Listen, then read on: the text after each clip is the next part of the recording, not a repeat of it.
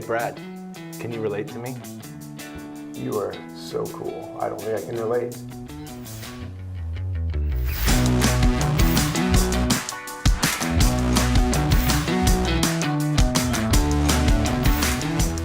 Along with my dear friend Eric, I am Brad. Hello from Detroit. Hi. We got a good thing for you today. Breaking news in the influencer world. There is an agency that has recently published an article in Adweek talking about how Americans cannot relate to influencers, and they have a solution to solve this problem. So let's just dive into it. Tell me about this problem about Americans not being able to relate to influencers. Well, it's not a problem. Okay. That whole Adweek article was just, it says about that company trying to position itself in the marketplace. Okay. They are a nano and micro influencer agency, and they're trying to use a way to distinguish themselves from any of the others. But let's talk about the larger issue. Is that really, because I don't think it's an issue.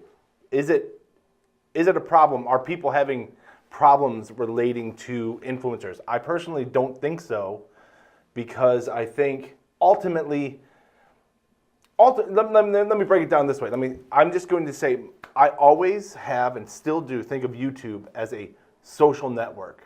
That is, it is an entertainment and a platform for entertainment and content, but it is one in which you have access to the creator. So you're jumping from influencer down to YouTube now. Yes, right. Particularly that's particularly what this agency focuses on. That's why it got me in that world. Right. Okay.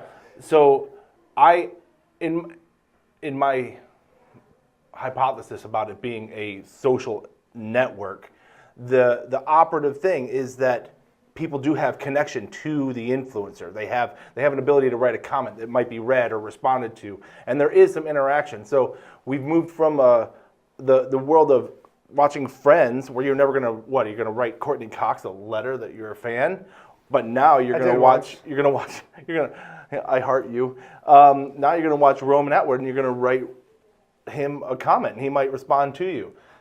And the common theme between these two is that it's still star power. These are still, YouTube famous isn't YouTube famous. It's just famous now. Right. You know? Right. So there is a bit of aspirational element, and you want that. Brands want that.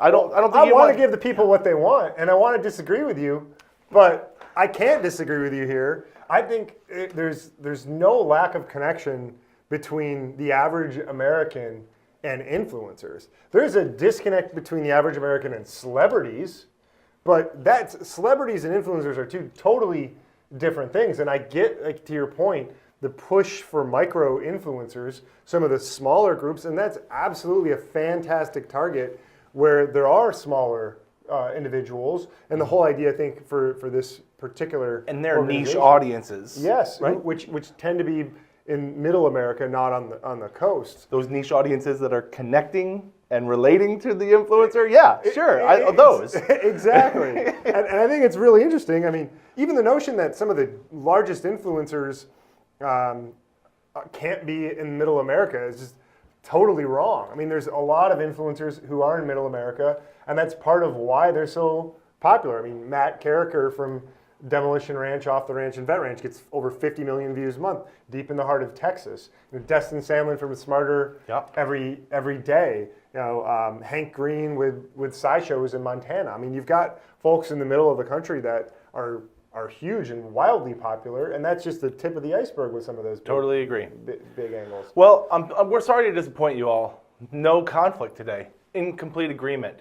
I think there isn't a disconnect. There isn't a problem relating to influencers, and this article in Adweek was just. I think it's a miss. But here's what I do think. I do think people are quick to think about influencers as a very small group of people. And sure, like the largest people, I do think there's disproportionately more in the areas where there's the highest number of individuals, which tends to be on the coast. So if you're just looking at, in terms of scratching the surface, and you're looking at 5 or 10 big influencers, and you're like, oh yeah, they tend to be coastal, so they're less relatable. Like, you can make that argument, but it seems like a hell of a leap.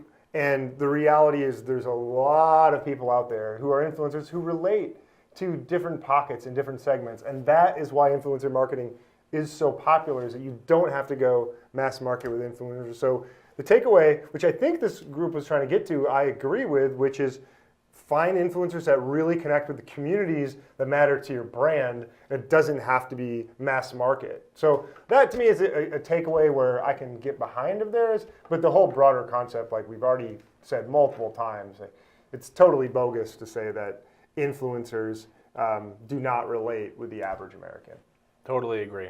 So I think we covered a lot of this in already multiple times, but basically there's ways to have influencers connect with a niche market for brands out there. Saying that influencers don't connect with the average American, that's just not correct. But anyways, we appreciate you tuning in, and we do encourage you, if you enjoy the content, to please consider subscribing to our YouTube, but also to Instagram and Twitter. Can you relate to me?